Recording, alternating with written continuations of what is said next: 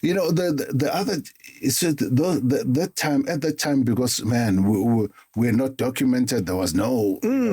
no reference. Yeah. Yes. The guys used to come up and, and now we're starting to recollect all that music and like, wait a minute, when this one played, this one, because the guys there was jazz musicians everywhere, and some of the guys that are not even spoken about right now, that you've had to remember to say, wow, the influence of this one. I'm been a Mankunkungozi, for an example. Yeah. There was a style Mankunkungozi. And then you're listening to, and then I had a thing about Bob Jonas Kwangwa. Hey, I'm skipping all over the place here. This was the time now when I was on tour in the US because of Mamiri Makeo. Mamiri Makeo put me in the middle of having to, he said, you're going to direct music, Baba. These people, they don't know you can, I couldn't direct a thing at the time. But she put me in charge of directing music. And guess who I was traveling with? The king, the man, the father of bebop, Dizzy Gillespie. So now I'm directing. And so one day, when we were on tour, there comes Brother Jonas Kwangwa. And he comes over, and I saw Dizzy Gillespie stand up and say, oh, there's Jonas. There's Jonas here, man. He, man, got biggest sound you ever heard. Wow. His sound, man, is different. Hey, Jonas. And Brother Jonas comes over, and I'm listening to him, and like, wow. Because when you listen to Brother Jonas's Gwangas, it was very much his style of music, because that's why you do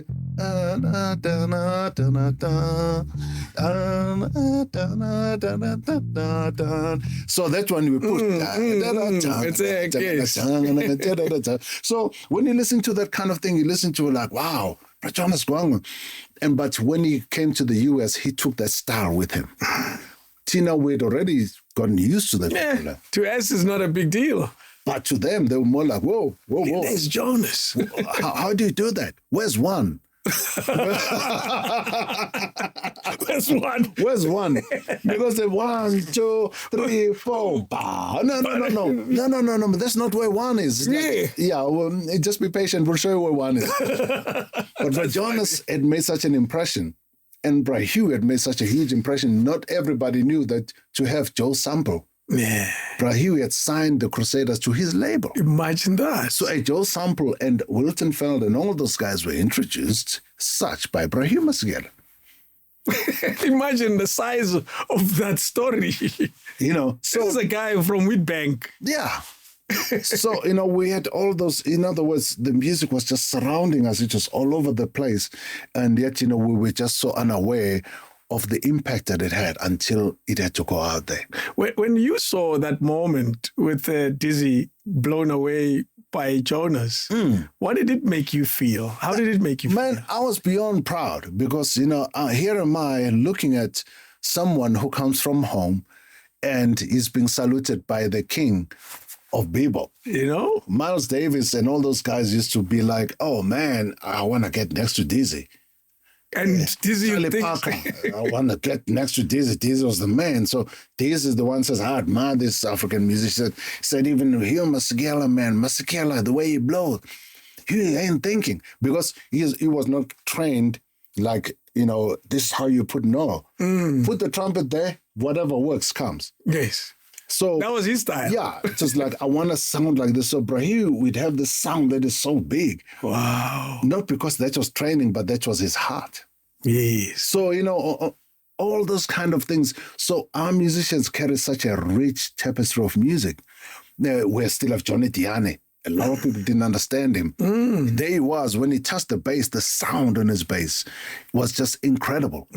So, so we've got all those icons who made waves, Bralui Moholo. I mean, right now he's back at home in Langa Township there, just almost like as if he's forgotten. Yes. We just buried Bratimi Gwebulana. Not everybody knew that was a monument, and not everyone, but anyway. It's the reason I do this. I'm telling you. It's the reason I do this work. Yeah. So we don't ever forget. No. Yeah. We cannot afford to forget those people, which is why one of the best things that I ever did was I managed to go and I begged, and I finally managed to raise enough money to honor Dr. Joseph Shabalala. Oh. I did a big tribute to him. Yeah. And I did it well.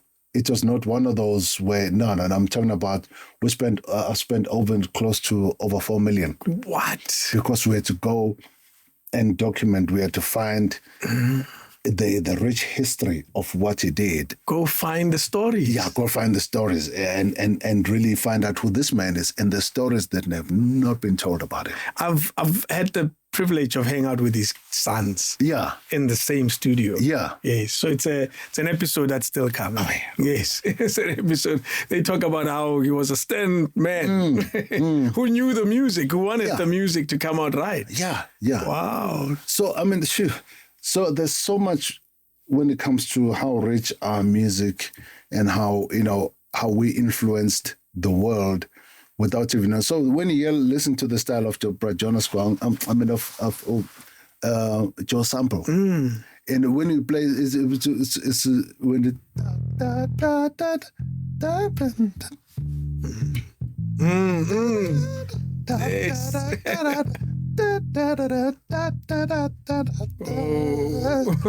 So all those things, and then when you listen, you hear, oh, that's Brahiu there. So you are able to pick up, that's that influence. That's Brahiu's influence there. And then on top of that, things like Jonas Kwanga also was involved, because not many people are aware that Stimela was written by Jonas. Oh, I didn't know. So, Jonas influenced the music as such. So, so all those influences at that time, they were playing overseas, as Amanda and the Union of Africa. Yes, and yes. So they played all the, so people were listening. They're like, oh man, what is that? How does it work? So a lot of people used to be fascinated by what they heard us do naturally, and we were not defining it, we were just playing it. I think we haven't changed. As South Africans, we still have that special place. We are probably the ones who struggle to see it. We do. And it's not our fault if you think about it. Manchaiva echartin song is nyachaiva. Yeah. You guys think this is normal. The rest of the people outside think, they are so great. Yeah.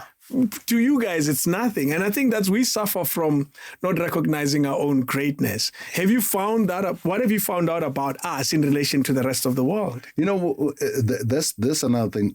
When people, that's why I had to change the word for people. I said, guys, stop calling South African musicians locals. Local is like if you're a guy from Prapan and you're only playing around Prapan. Local. Yeah. These are national and international musicians. That's true. So, start from how you address them so that you can even think yourself and respect them for who they are. And so, because it's easy to take people for granted. I mean, remember Kipi Moketsi, for an example. They said he used to get so angry because he'd be walking around, some guys, hey, Prakipi, Kipi, hey, play something, Prakipi. He'd be like, that was a wrong guy to do that to. Some choice words for them. He didn't like if that. They were close by. It was like, clapped and said, hey, listen, this that I'm doing, I respect it, and it's a job, and it's something that so you don't. You have to respect it too. You have to respect me too. But, people like used to take for granted people because they're just the locals. Yeah. So to us, they're nothing. Like, this is just. I was one day, I had family that had come from the US, and I saw Prachon Kani. So I'm like, Prachon Kani, and I walk over to him. So the family that was from the US, they were frozen, and they're like, eyes wide open. I said, what? He said, that's John Carney. I'm like, yeah. He said, no. That is the John Carney. I'm like, yes. You know him? Can I say hello to him? I'm like, yeah, sure, he's open. But I didn't realize how big a monument this man is. But for us, he's John Carney. But listen, this man is beyond. So we get accustomed to taking our music and musicians for granted, and then it becomes just the other. Right, another John Carney. John Carney. Yes. To us, is that guy. He's just close by. Yeah. That's crazy, eh? Yeah. Your relationship with Zim from school, how does that evolve into a professional relationship? I think we're partners in crime, for a lack of a better word, because we wanted to, after we've been learning basic jazz, and we're doing American jazz and all this. This is the structure of jazz. You learn the head, and then you play the solo, and then I was like, okay, but after we've done this now, I need more. So we're more the rebels of the. Okay. Yeah, let's do more. That's why you use the word crime in the story. Yeah, because we're more like, no, man, something has to give here. So we cannot just be doing one thing over and over. No, there needs to be something different. Yeah. So, and myself and Zim, we started coming up with this whole idea of getting people to stage. We used to put up concerts ourselves. We haven't even rehearsed the concerts. It was, just like, what is in us? What have we not tapped into? Because if you keep repeating what has been done, great. Even Miles Davis would say that I can't play what I played before. I mean, there was a man called Art Tatum on piano. Okay. Art Tatum, he played, he was like classically trained as well. He played this great piece of, jazz piece, and he just improvised it. And then a German, I think it was a German virtuoso pianist had transcribed note for note, comes over to the US again and says, I heard this on a record and I transcribed it. And so he played it for Art Tatum. Let me see. Almost like, I know what you're doing. I can play what you play. He played everything in the day. When he was done, Art Tatum, he was also a little bit arrogant. Art Tatum said, are you down? Yeah. He said, that's how I felt that time. But now, let me show you how I'm feeling. He plays that tune and he kills it, almost like that. The man left before he could it. So a different version of that same thing. The same thing. So, in other words, the expression, the how you feel at that point in time to bring a point across, our music was limitless. So what we did at Natal University now with Zim was more like, let's try and open the music up. Open it up. Rebels. Yeah. Now, we've done this part. So let's add. So the result of that was great. Yeah. It was great. Zymology, and, all that thing. Everything was Zim put his name and then biology. Of course. And Ululu Khonsana. Oh, Khonsana. Yes. What a genius. Had no concept of anything academic. Lulu battled to even just wrap his head around, okay, this is this, academically. But get him behind the drums. Wow. He will have something for you to write home for. Okay. He will just hit it and you write it. He would play and he just hear music and he memorized all that we're trying to teach people. He used to say, Lulu, can we do this? Fine. He said, fine. He says, fine. He plays it. He knew every single one. Everything was in him. Wow. So that's why, the education system needs to change, because you need to be able to look at somebody and say, this is your gift. And by the way, I hate the idea of exams. Okay. Why? Because I believe you can do small tests along the way. And at the end of the year, you summarize all the tests, because the test is to help you have a mouthful, process it, and when you've not done it the way it is, you can have and this is where the shortfall is. Yeah. Then give you another one and find out, so that you can, the stress of how people start here already stressing about the exam. It doesn't work. How many students have we lost through suicide because of exams? Yes. So anyway, the whole idea is to create a curriculum that is going to be user-friendly for people like, okay, I'm stuck, I can't read, but I have the music in me. Well, music theory is about a gifted person who did naturally. Now we have to define it. So in other words, how do you then put that person who you're going to learn about, who can read music? Is there a danger of limiting those that are naturally gifted from entering and becoming, one, recognized, two, they just add more music to the music we already have, because the system is created such that if you're not academic, you may not make it. Exactly. There is a big danger in limiting people, because you think they just cannot, because when they're introduced to academia, they freeze. So you start to think, this one is not. You all almost suffered the same challenge. Exactly. Yes. Exactly. So, the whole idea is, here am I've got the music in me. I want to play this, and I just wanted to listen, and then you tell me what you heard.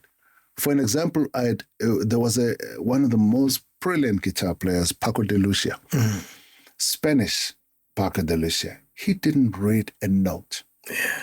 And yet he played, and the orchestras played with him. What? He had memorized, if you go Paco de Lucia, and you find him, with all the different orchestras. They have papers. Yes, they are reading. He is just playing, and they're following him.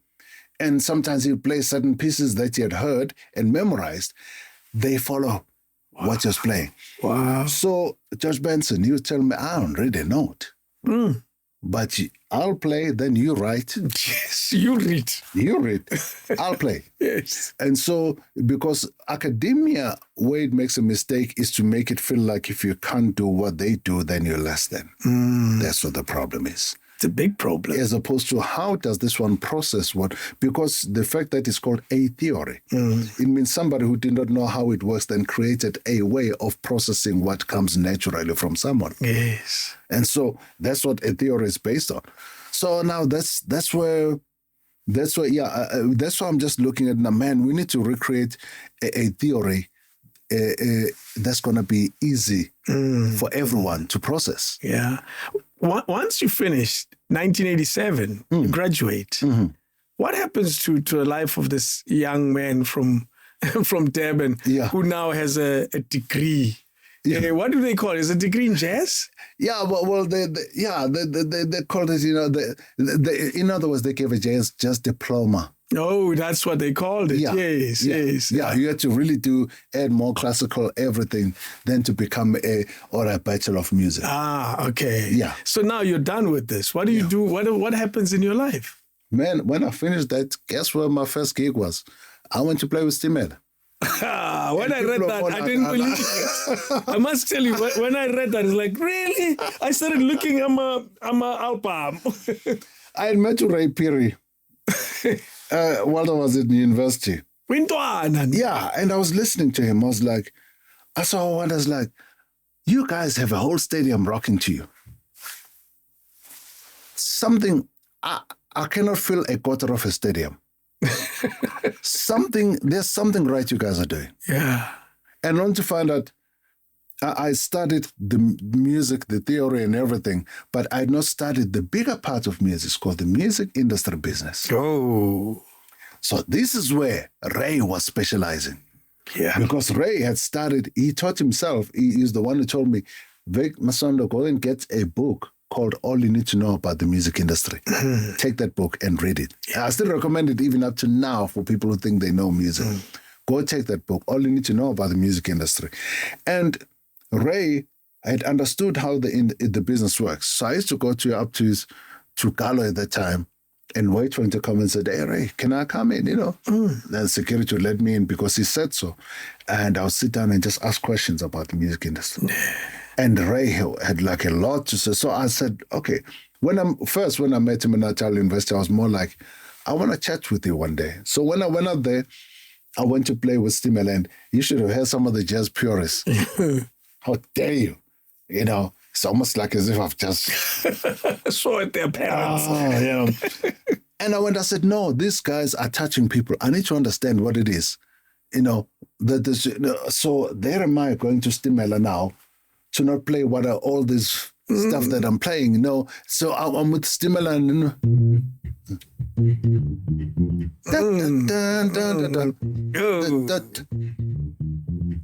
I'm then finding out people are out there. What's that going on? And so I'm finding out, wait, people are relating to this. So I'm touching people. I'm out there doing something. Simplicity. There's something. I was in a university. Then the music industry business. So that when they presented me one day, said, you know what, we must do a record with you, man. You must sign the contract. Then I said, sign the contract. Okay. But before I can sign the contract, I'd heard Ray now. Okay. Can I take this contract and, take time with it? I said, why do you need to take time? We even have a lawyer here who can help you interpret this. Yeah. You can't afford it. But you've got a lawyer for free. Who's going to help you? Yeah. And then I said, but that lawyer is employed by you, so he serves your interest. I said, okay, well, feel free here. And then I took the contract. contract at the time. There was Mark Rosen before people knew about me. Was a young student. Oh, well, not young, but he's the one who started music industry business. He knew how this works now. And so he had this contract. And I saw this contract that was clean. It was red all over the place. Whoa. He took the very contract. I said, no, this contract, the first page is promising you the world. And then the middle page removes the world. The last page binds you for life. Oh, no. So by the time I was starting to get clever about the music industry, I alienated myself from people who wanted to take advantage of me. Sure. And I was hungry. I couldn't get gigs because I was arrogant. You knew too much. Yeah, I knew too much. Yeah. You know, and the guys, some of the other guys, look at me, I'm driving a BM. All I did was just sign. And I did this album, and people are loving it. So when are you still stuck with this whole mentality? And I was like, no, man, I'm scared because the door I open, I will not be able to close it one day if I don't like it. Did you regret at some point being the know-it-all? Actually, I did regret first. Only to find out that I was very happy that I became stubborn. Okay. Because I've never signed a contract for anybody. Instead, now I was finding myself working with people myself, signing agreements with people. Wow. I mean, the fresh the ground, that first. That's what is it, yes. Yeah, so we had an agreement and then we took that thing to Sony. So that's the first time I said, there's something that can be written in English. Because the other contracts, they're not in English, you know. They are in Latin. Yeah. So in Latin, in legal language. Yeah. So everything that was done. So I got this education when I left in Natal University. I got to find out what people want. And at the same time... From Brare and Steamer. Yeah. And then when jazz cats would try and challenge you, to think, maybe you have lost it. I said, no, come, I'll show you how it works. I do what they want me to do. I said, are you done? And they're like, hey, Masondo, but you're still playing that. I said, yeah, I wanted to show you that. So there is a separation among jazz purists. Oh, the jazz purists, man, have been something. Tell me about the jazz So look, I mean, they've become better now. But before that, I'm a jazz purist. It's almost like everything is just jazz, you know. Don't joke. And because for me, I also like playing and I'm feeling the music. It makes me smile. It makes me fun. So the jazz cats were just the ones, you know, it's just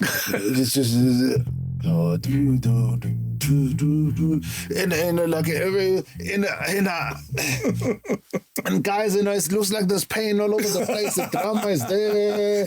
Pianist is like, saxophone players' eyes are closed, and I'm like, they look like there's pain everywhere. I'm like, wow, where's the music? No, man.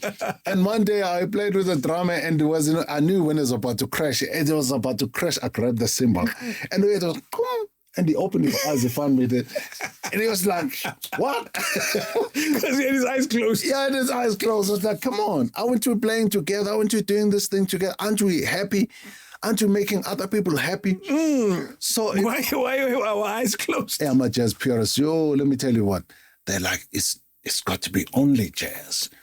Some of the jazz artists, I saw this happen in the U.S., for example. In the U.S., there was a moment where a Kenny G came over. Okay. And the band was made up of pure jazz artists. Kenny G comes over just to join the guys for lunch. Commercial guy. And they're taking a break. The guys left one by one. What? They don't want to hang out with him?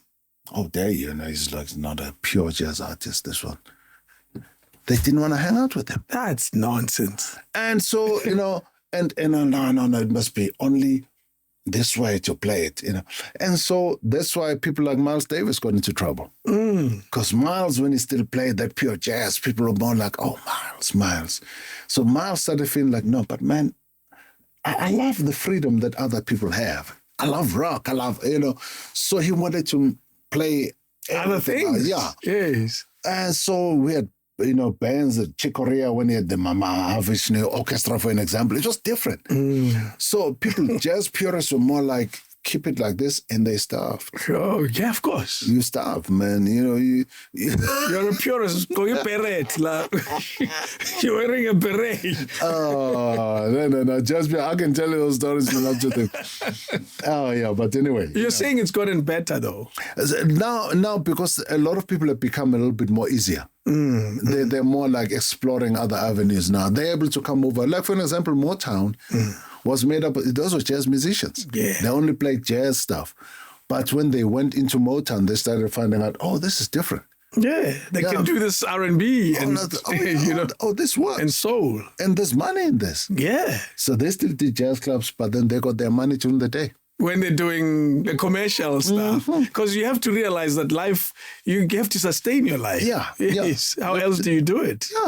Yeah. That's amazing, eh? Wow. I didn't realize there's a jazz purist. If I don't know DJ, in DJing, there are vinyls. Yeah. And there are those who mix a beat. And there are those who mix a button. Oh. The technology has introduced a sync button. Yeah. Where the song is playing on the left and the song is playing on the right. You want this one to match. Yeah. Why waste your time? Press one button and the whole world is solved. Yeah. But those that are purists, they'll tell you that never. You can't press that button. It's a forbidden button. You must mix it and struggle for a whole 3 minutes while the song is ending. So there's someone saying, hey, no, I press this button in 1 second, my problems are over. See, there's a purist issue as well in that world. Wow. I didn't realize the jazz world also suffers from purists. Purists are she. And there's so many of those. Wow. Some of that, in 2010, I did something, actually, it's a recording that has never been heard, where I arranged, I did Duke Ellington music and Dizzy Gillespie's music using African beats. What? And I did it with a big band. So one of the guys was from Europe, from Switzerland, actually came over and said, man, this is nice, but who gave you permission to mess with Dizzy Gillespie?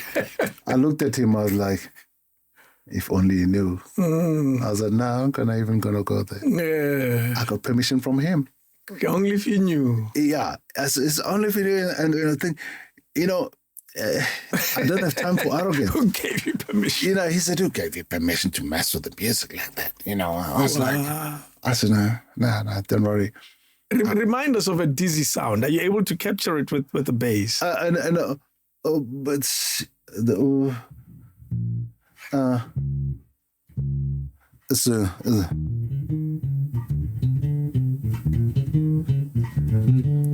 When you hear the line,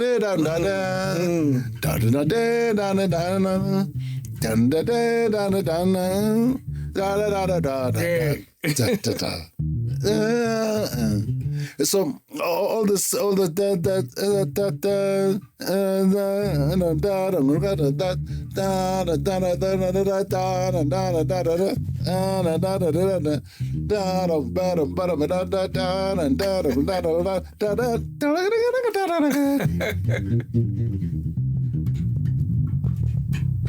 and all those things. Yes. Wow. Dizzy was the one who played, he reinvented the whole music. Bebop became his thing. But even when you told him about bebop, he said, no, Charlie Parker, man. When I heard Charlie Parker, I said, that's how the music should sound. I said, no, but Charlie Parker was giving credit to you. And I said, well, because he used a lot of modes. At the time, when you heard jazz, it was more like just straight scales. For example, when I say there's a straight scale, okay. but then it started having so in between, more like chromatically involved as well in other. Yeah, it's from the same.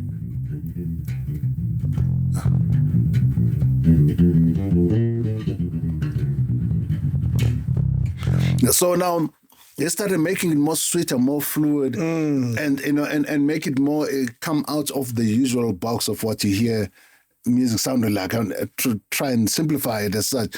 So lots of different types of what to say, bebop and straight jazz. For an example, when you used to hear Charlie Parker,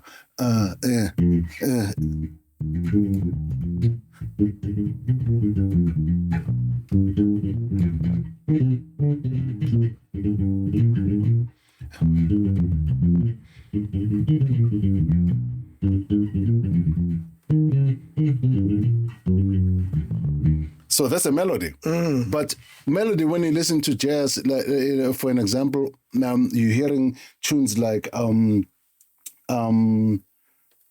So What? Da, da. Ah. Hey, you know that. Yes. Yeah. Da. So you remember that you can memorize it. But Charlie Parker, you struggle to repeat it. Yes. Yeah. As an audience, you would say, do that again. Yeah, audience, you actually watch the audience trying to be clever, but you've kept them. So we end up playing for ourselves, impressing ourselves. That's the purest problem. That is the thing. That's the purest problem. When you're playing for you and your friend. Yeah, you're impressed by the guys who ask for comps to come see you. Okay? Interesting. I just called someone for a comp or something. You make me feel bad. No, but Wow. The band, is it the Friends Fest? Yeah. What is that band? That was a band that just started a while ago. Nick Payton, but Malcolm Duplessis. They were a group of guys who just said, listen, we need to bridge this gap of racism. How do we? And then it was more, the phrase was coined, if we become friends first, then the rest will work after. That's it. So establish a friendship, then the rest will work. That's how the band was born. Wow. So it was based on people who wanted to reach across the color lines, across the whatever lines, and just be able to reach out to the next person and say, how are you? Did you make music? We did. An album? Yeah, we did 3 albums. What? Yeah. That's incredible. Yeah, and, we started to get around in circles, but most of our circles, what was difficult with Friends Fest is that it was the music, the church thought that's crazy. And the political world thought, it's political, but not political enough. So there's never a time where everything just fitted. But okay. Yeah, so it was more like we did music to show the different styles of music combining across different genres and all those things. So, yeah, we did a lot of that. We toured, and we toured the world, actually. Wow. And there are a lot of things that happened in Friends Fest. And you were young kids then even there. Yeah. You're in your early 20s. Bro. Yeah. Look, I mean, one of the things we went into the United Nations, we were going to New York. We were going to do a world tour to go and present to different people in the US about who we are. And then on to find out, of course, the government had intercepted our trip. Yeah, my dot. And so when we landed in New York, the radio station that was supposed to pick us up for an interview, all of a sudden we saw these limos come up. We're thinking, oh man, this radio station there, need to go. And they said, guys, we've got a place for you in Park Avenue. Park Avenue. What happened? Gee, you guys are good. They said no. And we found out, actually, the South African government found out about you guys, and they said, to the radio, don't worry, we can take care of them. So we're like, oops. So South African government? We're talking about apartheid government. Yeah. Yes. No, the government had found out about you. In fact, there's a press conference because the government wanted to showcase that, listen, guys, stop troubling South Africa. South Africa is becoming united. Look at this band, for an example. And we're like, whoa. We've been to places where there was struggle icons and all those people were telling them we're not government puppets. We're not. How can we? They're using you as government puppets. Yeah, and how can we? So they said, well, there's a press conference right now. And we gate crashed the press conference. Yeah. And then in the middle of it, one of the ambassadors was busy saying, hey, listen, we've got this band from South Africa, for an example, and this band from South Africa showcases the face of South Africa. It's not as bad. And Malcolm he raised his hand and said, excuse me, I'm sorry, I'm going to have to interrupt. I know I'm not supposed to speak. I'm from South Africa. I'm also managing the band. I want to tell you something. We did not know about this arrangement. We did not know about the government. We did not know that they're the ones doing this. We are not government puppets. We are here on a different mission. The whole press conference, people around the world, cameras zoomed in now. They're talking to us and the ambassador to duck and to live. What a crazy experience. And I was like, that's it. I know exactly what's waiting for me as soon as I land. I'm going to the back of that van and I'm going to prison. And only to find out that we're gonna go to LA after that. I was like, we're traumatized by that whole thing. And then on the way back, I said, okay, now I think the coast is clear and I can get back home. Only to find out I'm gonna miss my plane. Oh no. Because I messed up the time, that there was a time difference. I land in New York. I don't have anywhere to go. Myself and the female singer of Friends First. Who do we know? The ambassador. The same ambassador. We're embarrassed. Oh, no. 3 a.m. in the morning, we're calling the ambassador. Hey, listen, we're stuck here. South Africans. The ambassador said, oh, yeah. Who are you? Friends First. Friends First, yeah. The same guys. Yeah, I said, no, I remember who you are. No, please, wait there. Sent a transport for us, put us up in that place. No, you can stay here. Wow. This is your government money anyway. At least he was nice enough. Well, like, but I was traumatized because I was looking there was a picture of P.W. Botha staying with the flag. I'm like, the old flag. I'm like, no, guys, I can't stay here. But that's another long story. But anyway. What an experience. Because we forget that you were a working musician before the transition, before 94. So you've been everywhere. Because even in 1990, the return of Mama Miriam Makeba is a big deal. Actually, not only her, the return of all these exiled musicians, you know? Yeah. And what was your experience of this moment where now they're coming back? Bayabuyala, these big stars. You know, before that, Mama Miriam Makeba, I remember there was Felicia Marion. Who was part of Joy, Paradise Road. That amazing song. And Felicia Marion had said, every time I go to Mamire Make, because she has to have us go and perform, because she wants the South African sound. And she's always asking, are there songs from South Africa? So we could write some songs. So I used to write songs and send them over.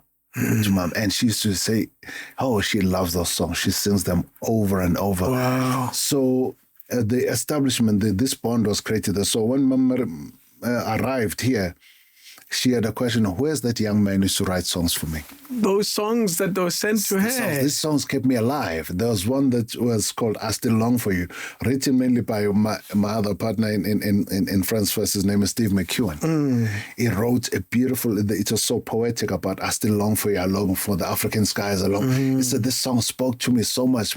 So that song as such was the connection between Mama Miriam Makeba. So when she came here to South Africa, she said, I have to have you come and do that song. We need to record it. What? And I was like, okay, great. Oh, man, that's it. That's a big deal. A big deal. Yeah. So on that whole recording, I was later asked to produce the whole album. Imagine that. Yeah. And this album now, in producing, Brahim Masigela is there. Tsepo Tsula said, I'm there. Nina Simone, I'm there. These are big stars. Dizzy Gillespie, I'm there. I'm like a little fish, like, no, what happens now? And all these artists, recorded, and I was just this young, so now I had to tour the whole concept. Did you, at this moment, realize how big these South African artists were? Gee, man, I was still under the shock that I have to do this direction. I was still traumatized by what I needed to do. I didn't even know. I was still a rookie. I was traumatized, man. I was messing up everywhere. I remember because even the first time I met Dizzy Gillespie before we did the tour, and he said, he was almost like, give me time with this young man, people, because I was frozen. I froze. He said, listen, man, on stage, I'm a musician. Off stage, I'm your papa.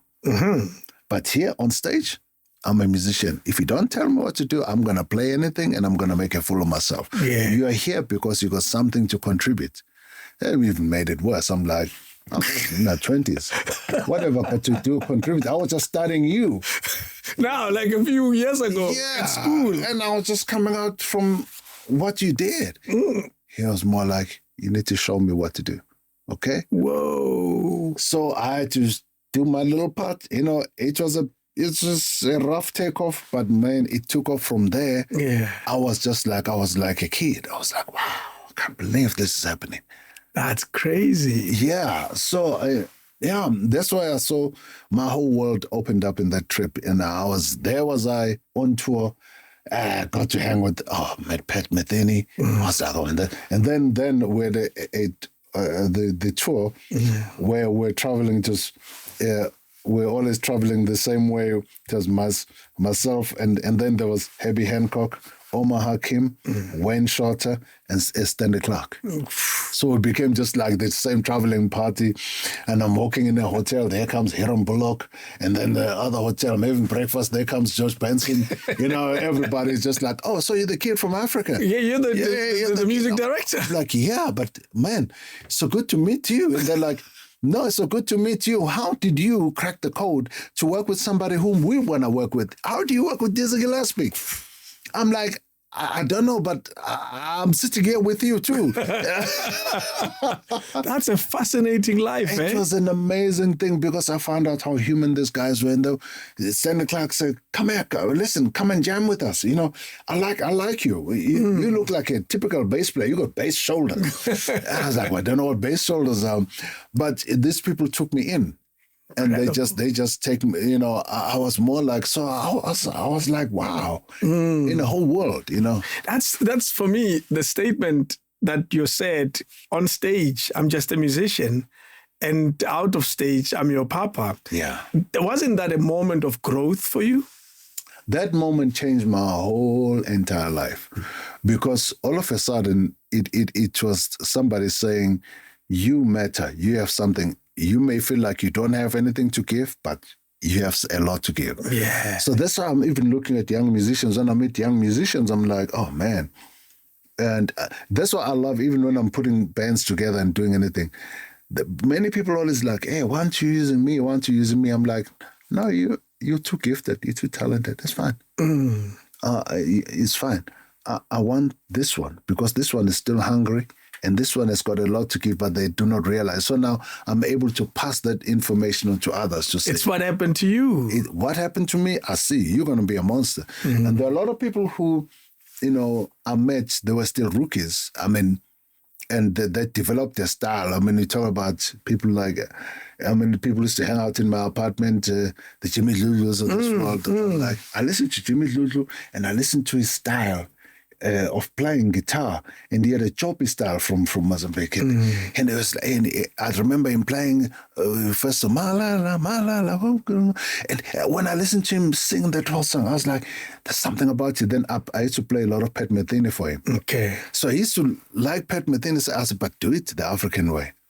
So when you listen to Jimmy, the influences of what he heard and his own interpretation, and I want to make this very clear.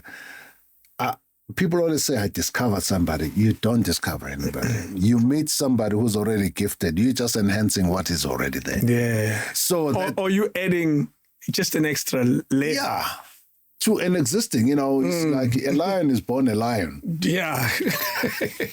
When it grows, it's going to be a bigger lion. So interesting. You have a picture with a tiny cub, and that's just a cub. There's a difference between a cub and a lion. Eventually, the cub will be a lion. Oh yeah. You won't be able to hang out with him like that. No, listen, that little cub. When a zebra sees that little cub, it runs. You see what I mean? Because it recognizes, hey, that's a lion, and then it thinks, wow, what's like? No, you don't know. You don't know. You don't know what you're going to be. Hey, wow, that's the thing. That's interesting, eh? How you, your moment in playing a role in other people like Jimmy Lulu, that's a special moment. There's so many people who, when I heard, I was like, wow, there's something fascinating. It's almost like the first time I heard Freshly Ground, I was like, we're at Downtown Studios, and they were just playing. I was like, whoa, man, this is different. There's something. They had one album at the time. Yeah, before they'd recorded the album. Okay. So the album Nomvula, yes. Yeah. When we went to record it, I was like, whoa. And guess what? The last song to be recorded was Doobie-Doo. Don't tell me. It was more like, we've got another one that's kind of like cheesy, it's 70s type of style, and that was the last song I recorded. How did you get called to be a part of that project? Peter Cohen called JB Arthur, whom we're doing some business. We're actually doing a label partnership. Okay. And we've done quite a bit of work together. And he was part of Friends First. He said, "Listen, we've got a band that you put together, and we want to come record." So Galo is giving us a whole studio, Downtown Studios, just so we can come and just lay a couple of tracks and workshop. And so Joe said, "Please, Vic, can you go there? Because I don't have enough time to go there, but go and listen to what they're doing." Okay. And I went. So it was a coincidental meeting. Anybody else could have gone. Yeah. Yes. And I went there and I was listening, and I called Joe afterwards. I said, "Hey, listen, this is rich." They're hot. And Peter Cohen, for some reason, Peter Cohen has always had his hand on something that works. Manga Groove, Peter Cohen is there. And, you name it, where Peter Cohen's name is, there's always something. And when we went we took that album into our studio, and we worked with Joe in the studio, and I was like, wow. And as well, the music was going, I was like, this is unique. Because they were an instrumental band before. Before they had a lead vocalist, yes. So Zulane came there, and then when she opened her mouth, the Sondel, I was like, man. And she told that story. It's a personal story. I was like, oh, man, this is something. And from there, I was like, this is different. And then, as we were walking down, walking in Parktown, students came out, some little kids came out, they started singing Doobie-Doo. And we're like, oh, because we were going to launch the album with a different single. But people chose that Doobie-Doo. Let me tell you my small contribution. I'll take credit. I don't care. I used to produce a breakfast show at Metro. Actually, afternoon drive with Azania.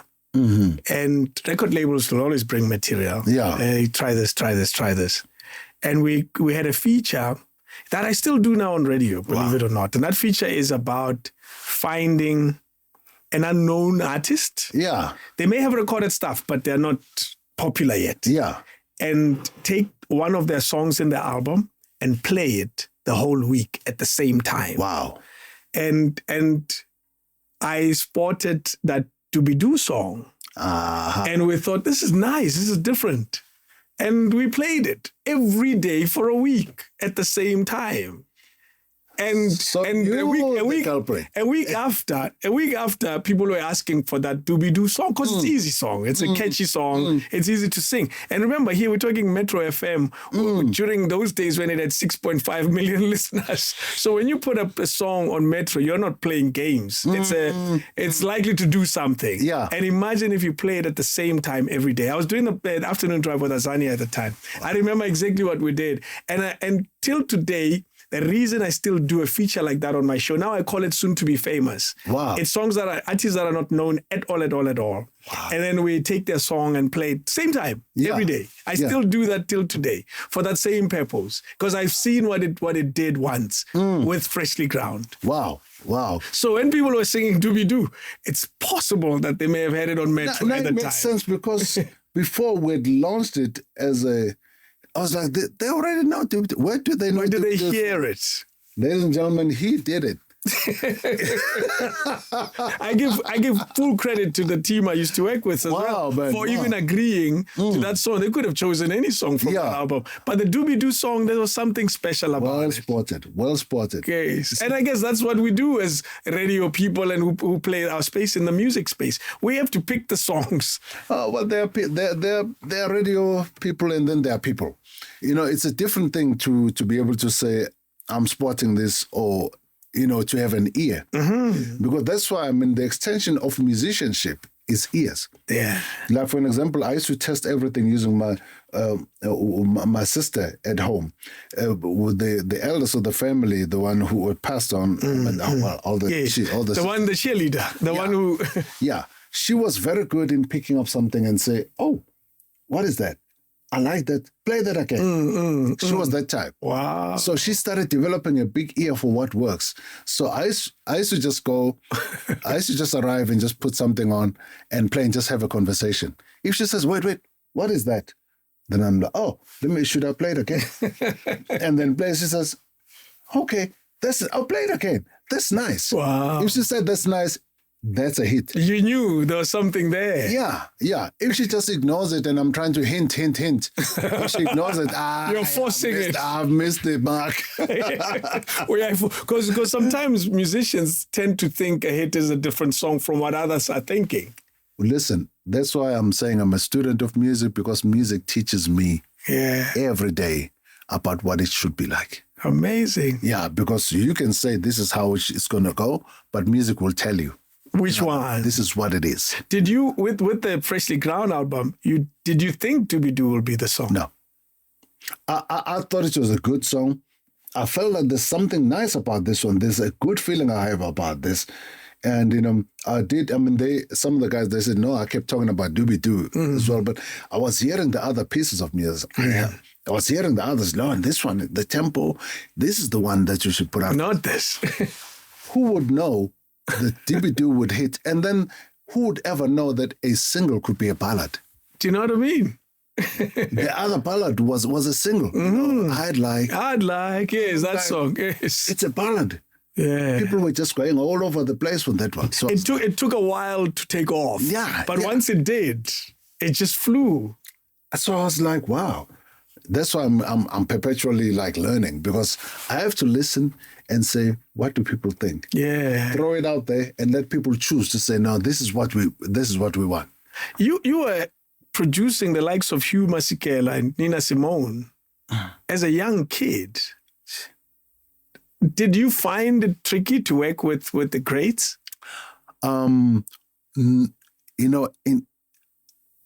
It depends on who introduces the greats. Okay. When Miriam Makeba had already sold what she believed that I didn't have, all of a sudden... what you didn't have. No, I believe it all my heart. I didn't have it, and I was still far too young. But she believed there was something in me.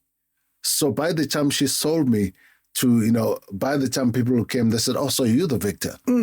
And then they were ready to receive what was going to happen. And something must have worked from what I did, because they were all happy. Yeah. They were like, oh, fine. After that, with Brahim, we had a rough takeoff. I must say, we had a very rough takeoff. Really? Yeah, but after that, we became very close. Because I just kept the respect for that man, whatever he said or did, I kept respecting him, because he's a monument on his own. I was like starstruck like everybody else whenever I saw him. It's like, geez, he's the man. He's Brahim. Yeah. Yes.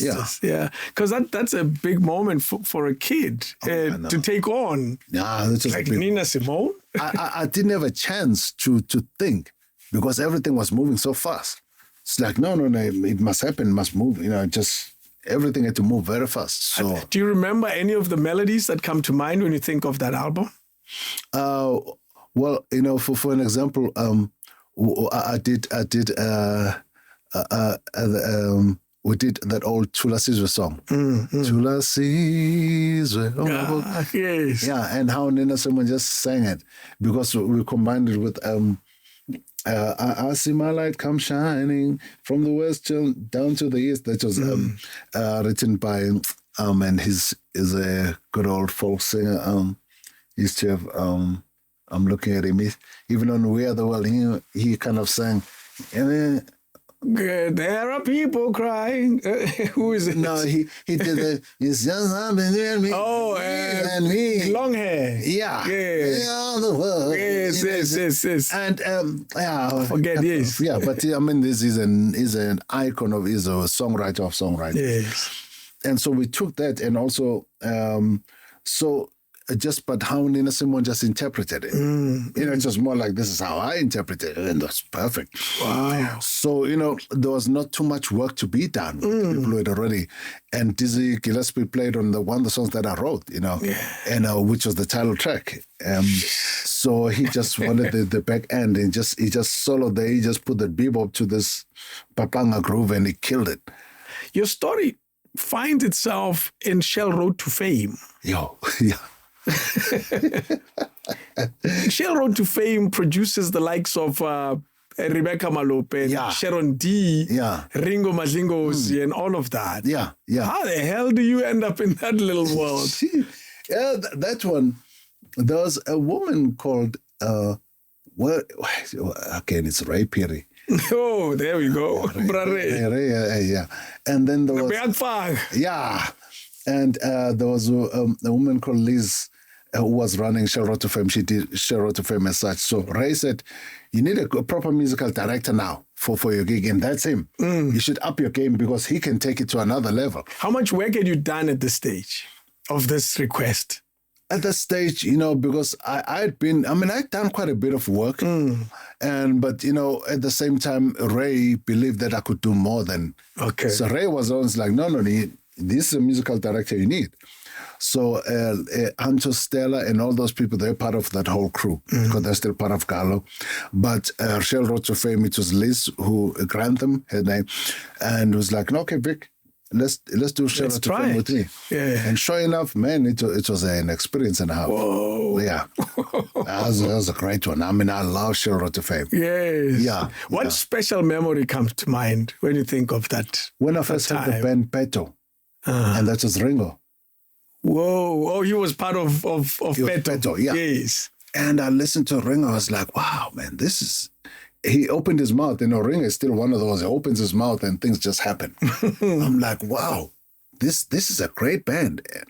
And also, there are quite a few people that I met that never made it as such, but were so special. Yeah. And they just delivered. So my job was to make it sure that the band is so tight and so beautiful that whoever was in front can feel supported. Yes. And so, I spent time laboring with the music to say, listen, guys, how are people here? They hear it on the record. So now they want to hear the same thing live. So it's them competing. So let's make sure it supports what they heard. And that's why Isaac Mjalo was so key. I used to use him now. Oh, even there. I bought him there. I said, no, Isaac, you used to give Isaac his part. Yeah.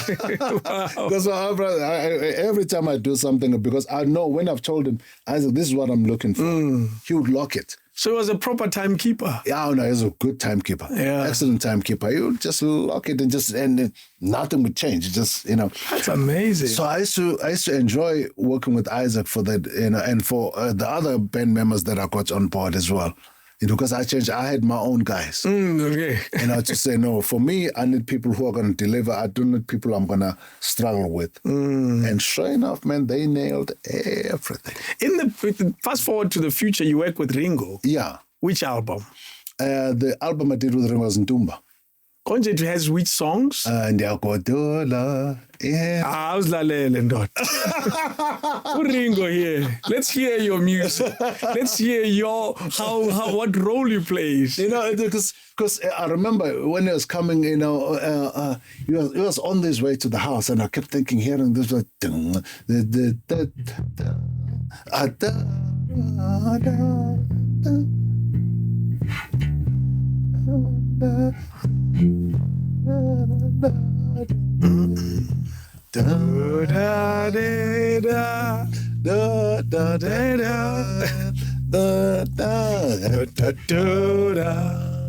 I was like, that's a nice thing. So Ringo arrives at the house. I said, listen to this. And I already put the song down. He was like, oh. No words. Were they words? No words at the time. Yes. Just the melody. And he said, no, man, Ndiyakodola. Oh, that's what he was hearing. And he sings that. I was like, Ringo, that's it. We nailed this. We did all those tracks in the bedroom of my house. Wait a minute. All those tracks. He used to write the Victor's bedroom. Everybody. He said, someone that one day he told Rebecca, said, Rebecca, you need to work with Victor now for your next album. And you must go to Victor's bedroom. And she was like, hey, what bedroom are you talking about? I said, no, man, the studio. I put a whole studio in the bedroom. We workshopped all the music in the bedroom. Amazing. In the house, and everyone is already sleeping, and just close the door. And Ringo doesn't sing soft. No, at all. No, he's got pipes. Yes. So Ringo was singing, and we were like, the neighbors didn't say anything. I was like, okay, cool. Let's keep going. And we kept going, and I put all these tracks down. Then I took the tracks to a bigger studio. Of course. And just to say, okay, if there are any faults, but I done it. He loved the sound. He still talks now, even up to say, what you got in the bedroom was working. So, we did all that album. I did that album in Tumba, and then the follow-up album as well. So, and it's still, he performs all that music still today. Yeah. That's the music that defines the Ringo sound. Yeah, no, that album was the album. There's always one that's needed, as an artist. That album that tells the whole story. That's always, what? I've always had people that I look at and say, one day I'm hearing this one. I want to work with, I've been doing like that with Ringo. Really? I've been looking at Ringo, and he would arrive with chats, with talking. We have a long history with Ringo. And Ringo didn't even tell me, that man, I have so much respect for Ringo. There was a time where Ringo would arrive. My house became a music education class when I was still staying in Berea. And my apartment was a revolving door for musicians. Wow. So I would always share music, and I used to hear Ringo going to sing, and I would like, oh, man, I love this style. Okay, have you checked this singer? All those things. I used to have a big collection of good music. So Ringo, I used to play at some of this. He'd come over to the apartment, and we'd sit there, and I used to enjoy cooking for people as well. So I would just say, okay, I do know how many musicians are coming. I used to go down, my sister still worked at Checkers. I said, give me that big leg of lamb. And I'll prepare the lamb. It was easy. Just spice it, put it in the, let it do its thing. Wait. And guys would come over and say, no. And Ringo would come and sit and he would eat and say, okay, no, I need to go home now. I said, okay, cool. I want to find out that there was a time where Ringo was not going. There was no home. He was sleeping at the Johannesburg station. What? Yeah, never complained. Get up, cleaned himself up, come up looking like he come from some house. Yeah, and then I was upset when he told me that. I said, Ringo, I had 2 bedrooms. He said, no. I was not here I got what I'm looking for. The music. But I had a rough time at that time, so I had to. And I was like, wow. So you see the end result of Ringo, who's passionate now. Yeah, member of parliament. Oh, you do not know where the passion came from. Wow. I didn't know that story, Ringo. Yeah, I mean, so it was, the long and short, there comes with doing Tumba with Ringo, and it becomes a big hit. And I've been eyeing Ringo, and I had people that have been saying, I want to work with that one. Yeah. And another one that I looked at like that was now Bishop Benjamin Dube. That's a brother of mine. My dad and his dad were this close. What? Yeah. And his dad was a musician and a half, man. Oof. He was a musician and a passion man. He was a great singer. Yeah, it runs in the family. Yeah. I see even Benjamin's kids are the same. Yeah. Benjamin's mom was something else. Whoa. Oh, Mama Dube. Oh, no, she was something else. She had composed a couple of songs as well. Incredible. So, so I looked at him and said, one day, I'm going to record you one day. Did you get to that?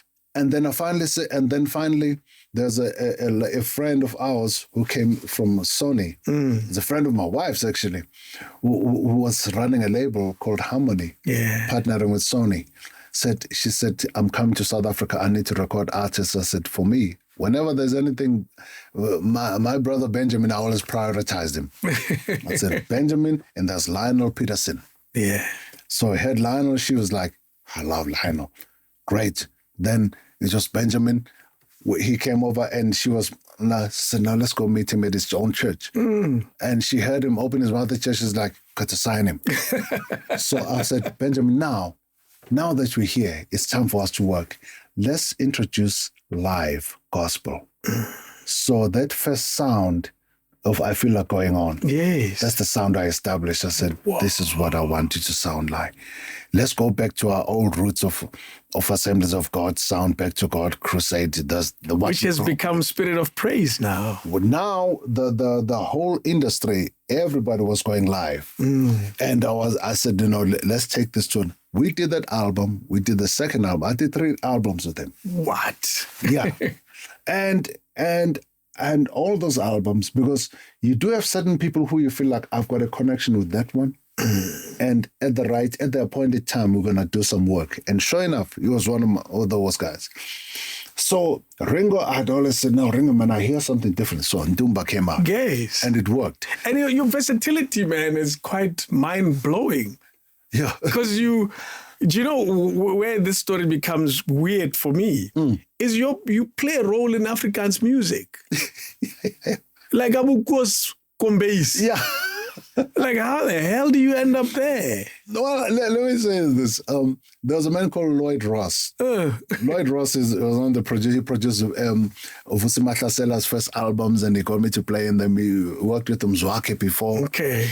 And so and then he was going to record Anton Goosen, who's like really an icon of Afrikaans music. And I said, Anton Goosen? He said, yeah, Vic, come with me. And then I worked on Anton Goosen's music. What did you do? I played bass. I was just bass, but then we bonded, myself and Anton Goosen. Up to now, we're still very much close. And then there was a Johannes Kerkorrel. Yes. Called him Blow Drunk. And that man was a genius. And I recorded with him the whole album, and he wanted me to tour. Man, at that time, I was touring with him in deep Afrikaans land. That's amazing. In a place where nobody else could go. I was right there. Yeah, because you got good company. Yeah, and now I'm in a sea of Afrikaners, and I'm the only black dude. Wow. So, all those people, for me, Lorica Rach was like... Nico. There's a Nico Custins. No, Custins. A lot of people didn't know he was in the Guinness Book of Records for one of the biggest hits he ever wrote.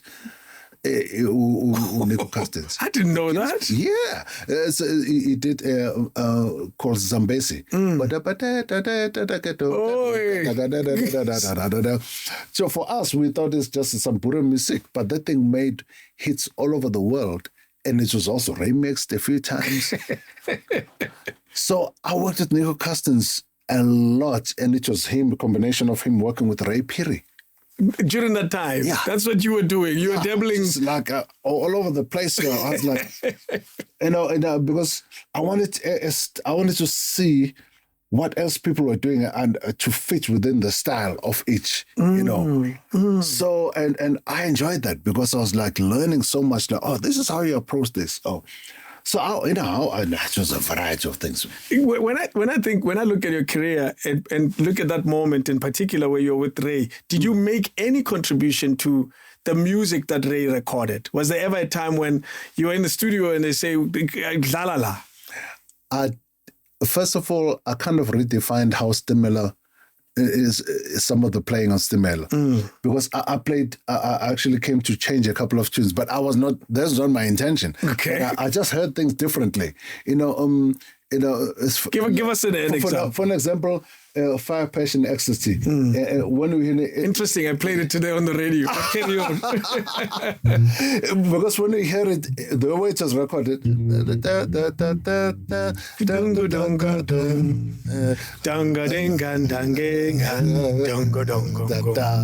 so for me, when I heard that, I was like, the bass doesn't need to play that. So when it started, 1, 2, 3, I just so the guitar is playing. So I went Latin almost. And then Ray was like, when it started, now said, hey, Ray said, well, no, wait, leave him. And then I recognized, wait, I've kind of changed it.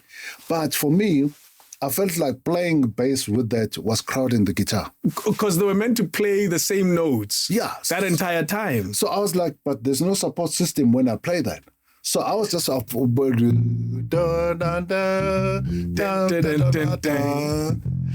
can hear the guitar alone nicely. Yes. So, and a few things, and Ray started saying, wait a minute, this is different. And then we had to do See the World Through the Eyes of a Child. Oh, one of my favorites, Stimela song. Now, that song, I'm actually on guitar on that one. Okay. I played the guitars on it. Where was Ray? Because you would be the one playing the guitar.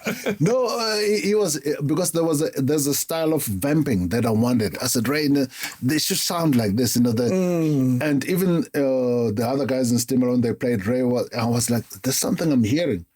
And it was myself and Nana Koyet as well. We're like, I want to hear. And I started laying these guitars. Because there's no bass in that track. Really? No, it's guitars. Wow, never paid attention. So I played guitar, and the song became dominated by guitar.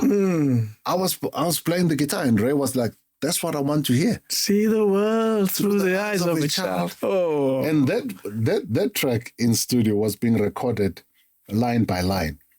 Really? Yeah. Ray was a different way of recording.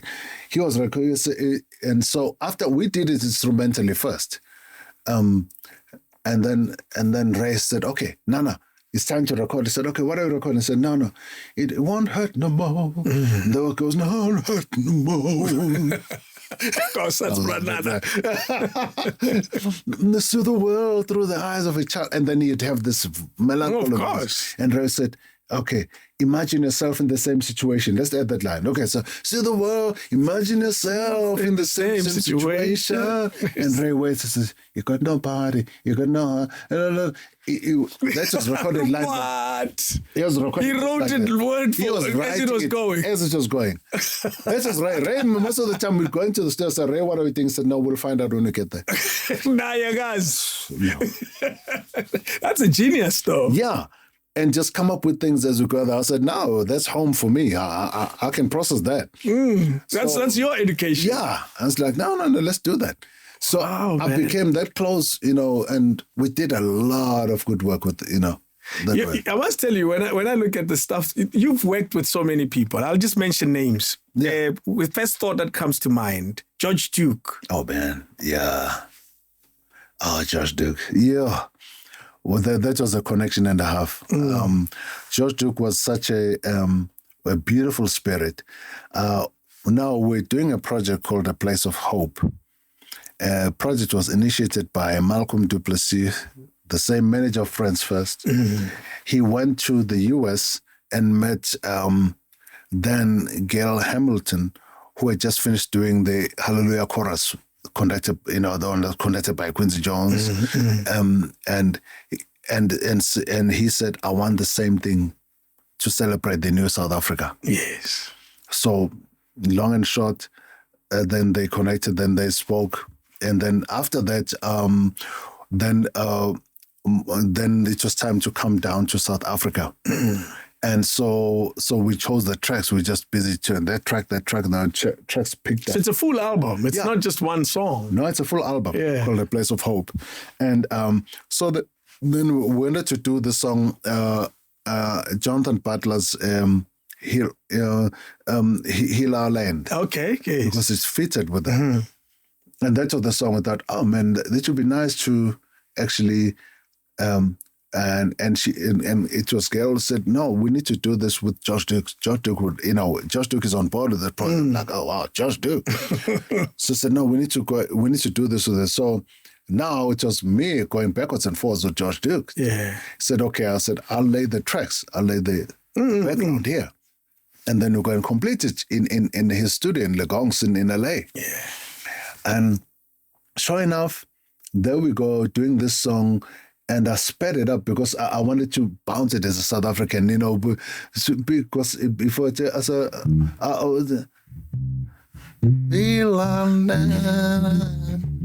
I wanted to give it a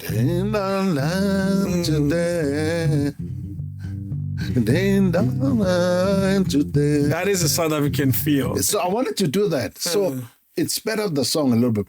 And so then we took the tracks and went over to the studio.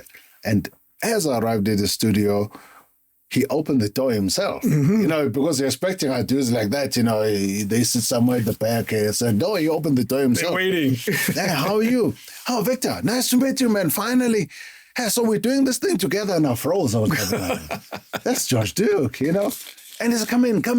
We sat and this is my setup, this is my studio, and I like what you did, man. Yeah. I hope you're gonna like what I'm gonna do next. So the next thing, the track comes back, here's everybody on the track. Whoa. Al Jarreau, Jeffrey Osborne, I hear Shante Moore. Sheila E. Wow. And the track when James,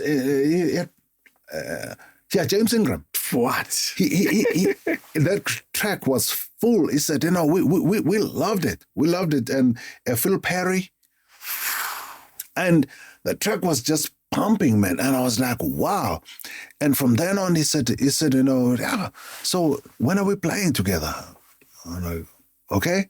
And sure enough, with the live gig, we played together launching the album. And he was just so pleasant. He said, I want a South African band, man. You got to do something, a South African band.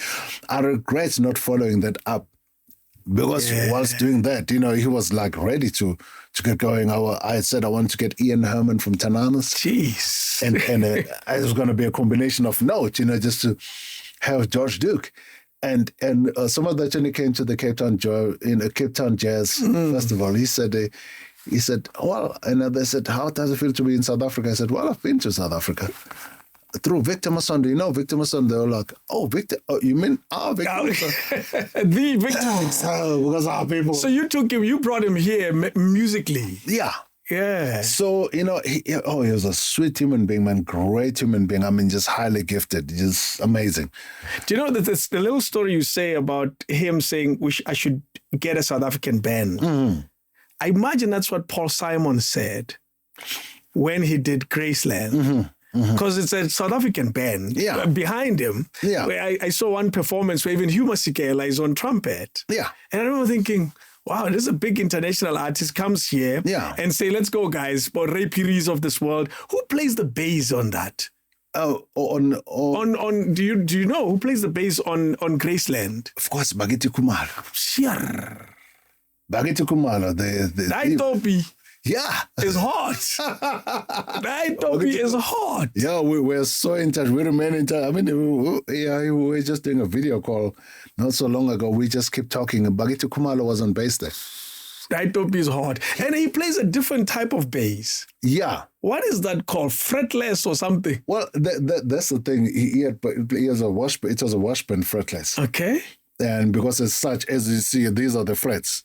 Yes, those little... Yeah, those little markers, those stills. What are they? The lines, yes. Yeah. Yes. So, but if you remove the frets, then the bass takes a different shape. Okay. Even the sound of it, because without the frets... When you put your finger on it, on a fret, it gives you a particular sound. Exactly. Without a fret, it gives you a different sound. Yeah, exactly. I was wondering what the hell are they frets? So it makes it sound, because frets kind of like stop you halfway there. But the fretless is sliced. Oh, so it gives you the... It gives. So, I can hear with yours, it has a wavy feel because it has frets. Exactly. So fretless, like the upright bass that I play as well. Upright doesn't have frets. Yes. Yeah. Wow, he plays a fretless. Fretless. And because I love fretless, I bought that same fretless afterwards, and I used it a lot. And so Bageti was always, then we would always be doing sessions. Bageti would come out from this session. I'm coming out from this session. We played with some of the same people at some stage. He did a few things with Sanko Mota, and I did Sanko Mota, and I played all of Tsepo's albums over Zula. You've done it all, man. Who haven't you went Wow. Bageti is now in the records as one of the all-time bass players, top 10 all-time bass players in the US. He has been given lots of accolades. Wow. Because he's never come back, since that he left with Paul Simon. Yeah. And basically never came back to South Africa. Yeah, he's now a citizen, man. He's got full citizenship in America. Amazing. Yeah, so he's done very well. Ntwana Bageti. Ntwana from the township. You know what I mean? Because apparently the story of how he ended up there also was one of those, the boss, you have to go there. There's Paul Simon involved. Yeah. Because Paul Simon heard about him, and then, and so he had listened to some test, said, who is this bass player? I want him. So Bageti one day was like, geez, what's going to happen now? They said, no, he wants you. It's like, oh, okay. Wow. And so sure enough, when he recorded it, was like, that's the perfect dude. I want to speed this up quickly so we wrap it up. 1996, you become the Standard Bank little young man who wins something. Yeah. Fast forward many, many, many years later, you're still playing on the Standard Bank Joy of Jazz stages. Yeah. Do you see a full cycle thing that happens with that story? Oh, yeah, man. Just a full cycle, because I remember the Standard Bank, when I won that award. The Young Artist Award. And I checked it before. This was Johnny Clegg had won it, and a few other people that I really respected, Sibongile Khumalo, who then recommended that I be awarded in 1996. What? And so I did that, and then the first Joy of Jazz, I was there. I remember Peter Tladi was so, Peter Tladi was so open, said, I want some ideas. How does this work? I said, listen, I just been to the US and I've played with Ejero Albright. So how about if I put a band together for him here? And then, so it's collaborative. So we're just talking about collaboration. Said, oh, yeah. So we had these bands come, people come, and then they're back by me. Wow. So I played with Gerald Albright, for example. And there we go. And so now from there, I've really had big respect for Joy of Jazz as it was growing. And so now, to the 25th anniversary, I was like, oh, wow, this is full circle. Yeah, come along, Kwan, come and play. Yeah. Did you enjoy that performance? Because you trended for a little bit as this guy who was controlling the crowd with the bass. Yeah. It's not often you see someone do that with a bass, but you're able to almost use the bass as a voice. Yeah. Oh, man, I love the audience participation, because you never know how much people know about bass until you do that interaction, Yeah. And it's so nice to play music for people, but then also involve them. Bring them on board. Can they sing along, Yeah. Because that's what music is all about. It's not really just them and us. We are all one. Yeah. All one. Yeah. During COVID, you released an album, Ndot. Hey. Yeah, that story, it was so funny, because if you're even looking at that album, people were wearing masks in the studio. I hear so. Yeah, and I had met a gentleman who said to me, Vic, why haven't you done a jazz album for us? I said, what? He said, everyone has done a jazz album but you. Why are you depriving us of jazz? I said, okay, well, that's a strong word, okay? Deprived. Right, you're deprived. So I did the album. That's why it's called As Promised. Oh, you promised the guy. Okay, now As Promised, here it is. And that title was picked up by my son, because he said, hey, because when I gave the story, he said, oh, by the way, that's your title then, As Promised. So I was playing this for my wife and for my, I was just playing it for family, and they're like, oh, we love this. So it shaped up that way. Then I went to Cape Town on a holiday, and then I wrote strings. Yeah. There were no strings before. Really? Yeah. Okay. And I was like, when we were right there at a friend's place, and they were just like, come over and just come and cool your head down, just come and relax over Christmas. And sure enough, the strings were born. You were meant to cool off. Yeah. Just so you know. When I cool off, the music comes. The music. That's a nice gift, yeah. I guess, eh? Yeah. How was it received as this promised album?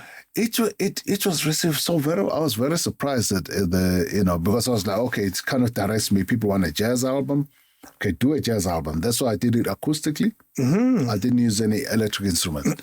I just did acoustically, and I wrote the strings and got the string section in. Kutlwano brought in ensemble. Yes. We recorded them. Just so you know, the connection, Yamo Kutran. What's your connection with Kutran? Oh, I've always, his family and his dad as such. I've always been a big respect of his dad and what he did. And a few times I've seen Kutlan in an ensemble with the orchestra, and there's just been that thing which his character was so easy. It's so easy to go through to. And so, we just after that, we went a long way. I was, at some stage, I conducted the whole I know that. I know that story. Good one, yeah. Hey man, we go a long way. Good one. I know the story. Let me read. What did he say? Because there's a note where he says, "Lauti conductor." He conductor. I'm trying to locate the note where he said he just arrived and then he had to end up conducting something. I had always wanted to conduct a classical piece. Yes. And I did a Vivaldi in D major. And because I've always seen conductors, it's very different conducting classical than just straight. Straight jazz is 1, 2, 3, 4, just easy guys. No, in classical music, you're the music. So how you hear the music, how you conduct it then, it comes out as you. Yeah. Some of that in classical music, you do not even have the usual countdown for jazz, like, okay, give it 2 bars, 1, 2, I want to throw it. Just class, you just say, dun. So then you must be the music. Has there been pressure to release another album since As Promised? There is self-pressure. Okay. But I wanted to milk this album up because there's still not some people are still getting around it. Yes, that's true. Yeah, so I just thought, no, I shouldn't rush for another album until I've given this one justice. But jazz albums do take time. They're like Afro Soul. They take time. Yeah. Because there's enough airplay going to it, but the thing that I wanted to do more, you cannot do an album without marketing and promotion. Yes. Even Michael Jackson himself, as big as he was, marketing and promotion. So I wanted to redo, and kind of like almost like a relaunch of that. Yes. Yeah. So you still feel there's still juice in this. There's still juice in it, because there's some people who are like, I'm hearing this album for the first time. I'm like, really? Yeah. Yeah, okay.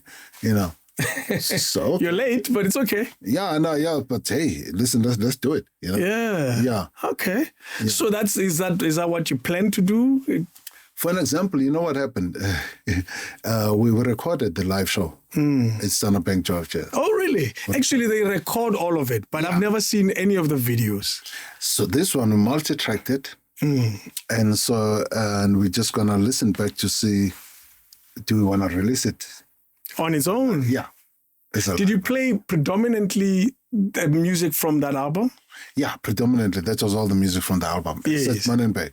Oh, yeah. Manenberg is still, so I'm like, okay, I want to do Manenberg separately. But on the next album, because on the next album, I'm taking a slightly different route. I wanna take it back home a little bit more. There's music from home. When I say home, I'm talking rural. Oh, okay. Yeah. And there's some. How do you interpret jazz like that, from that sound? For an example, if I had to give you a tune, because all music that you're hearing is a rural influence.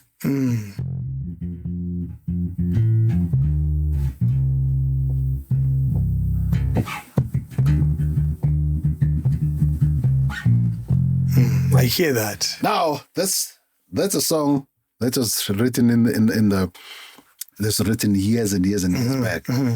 It was a song that says Umakotwagi tuzala mawele. Yes. Kotalele lifana no makelwane. It's scandalous. Cool. Well, there's some stories that are so beautiful that I couldn't resist that one. But it's just, I've just played something that has been running in my head. But there are quite a few other things that are rural based, but incorporating them to, Yes, a jazzy feel to the... Because they don't have much to do, actually. Yes. And just at the arrangements, I want to put the same thing. I'm going to do some strings and have them play the way I want them to play. Do you consider yourself a jazz musician? No, I consider myself just a musician. Yeah. Yeah, I call myself a music practitioner. Because you do everything. Because I cannot put myself into just this is all I do. No, I want to open myself up wide for the music, because I don't want to tell music what it should be. I want music to tell me what I should do. Where does the music come from for you? Everywhere, man. I could be just, one day I was just I was out in a game lodge, and as I was sitting, I started hearing some birds, and I was like, "Wow, what we miss out being in the city with the noise." And birds, one was calling, the other one was calling that side, and the other one was calling, and I'm thinking, "There's birds." Okay, the sound is being carried again all the way to and they were communicating. Some beautiful melodies. I was like, wait a minute, what is that? And I started hearing some music. Wow. So everywhere I hear music. Ever since I stopped kind of like putting myself in that's the only way to hear music. You want to know. All of a sudden I'm hearing music from everywhere and I'm like, I love this. There's a melody there. Yeah. I'm opening myself up to music, and music is like, when you open, we'll download. That's true. So I want to open myself as wide as possible to receiving all that needs to be done. They say when that student is ready, the teacher will appear. Yeah, exactly. So that's what's happening to you. That's what's happening. Where do you meet Gail? Now we met on the same project, A Place of Hope. Oh, that one that featured all these big artists, including George Duke. Yeah. So we met on that project, and first we just doing the formal music and all those things. But the more we got to talking, is the more we started. Things started getting a little bit outside of music. Okay. Yes. And so it grew from there. And so, that's how that actually happened. Was there an uproot from the US? Yeah, she came this way. Was there ever a discussion who's going where? No, for me, I was just so, because I'm very comfortable at home. But at the same time, because I still travel. Yeah. I still travel outside. Of course. So I just had to I'm based here, but I'm still all over the place. So, but even when she came here, she got a lot more than what she had, she got her healing here, she got everything here. Everything started making sense. And then it also brought with us, a son who now we know him as Liquid Deep. Imagine that. Johnson. And when I saw him coming here, it's just always been just this gifted, just pianist. Yeah, no, he plays piano, he sings great, he writes great, and everything just comes out of him. And sometimes even when he's playing games, he's writing music. That's crazy. There's so many. So it's always been like that. Yeah, he's always just been like he's one of those. He'll sing a melody, and it will stay in your head. Wow. So I was like, dude, that's big. So that's him. Yeah. So him coming here and finding himself and growing. Now he's married, baby on the way. Wow, he's a big man. Yeah, man, he's he's a big man. Baby. Yes, wow, imagine. Yes. She's beautiful. She's just a perfect fit. There, say, yes. It's a great story. That's amazing, eh? Yeah, because there's a lot of music in that young man. Oh yeah, no. Well, now we groot man. No. Look, he's over 40. Yes, there's a lot of music. Oh there. yeah, man. He oozes music. In everything he does, there's music. Yeah. Yeah. Interesting. There was never a let's you move to America. It's like, yeah. A car. And it's almost that even, at the studio, I was at Ray Peter's studio. When first, as Jonathan comes through in the first studio, and he, I just watched him, his fascination with everything. And he had I want to try to. That's the little. Still as a very young youngster, he was just. So I just sat back, and Ray Peter was also watching. He said, that's interesting. And I was watching. He said, no, let him do it. He's just opened the studio. So all I did. How old was he then? Because I met him as a teenager. And now all I did was I had a studio in my house. I cut an extra set of keys. I said, if I'm not in there, you're there. There you go. All of a sudden, Fairy Tale and Friends are born there. He just has it. Imagine that in your studio. Yeah. In a studio that creates jazz and Abu Banban. Yeah. Abu Banban. There we go. It also produced the house album. I was putting up and I'm like, Has he ever asked you to play? Have you played on any of his songs? I played guitar on some of the tracks. Really? Yeah. On Liquid Deep's music. On that first Liquid Deep, yeah. Rites of Passage, I played some guitar. That's As I came, amazing. you know, he had some nice synth bass. I said, okay. I said, I'm hearing bass on guitar on this. So this is how we used to play that old style. You know, so, you know, I did that and I said, the rest is up to you. Hey, man. And as we know what happened. This is who he is. Wow. Yeah. What preoccupies you lately? You know, what preoccupies me a lot lately is just the need to actually delve deeper into what my purpose is all about. You know, because for me, the reason why I have this gift, there's something I need to achieve as a purpose of why I'm here. Yeah. So sometimes I go to sleep and I wake up and I'm, you know, thinking hard about, wow, how will this thing pan out? How will, you know, am I doing enough? Oh, no. You know, am I doing enough? Am I, you know, getting to the people I need to get to, you know? And there's always that one thing driving me to say, you know, listen, I want to be better than yesterday. Oh, no. That's a lot of pressure.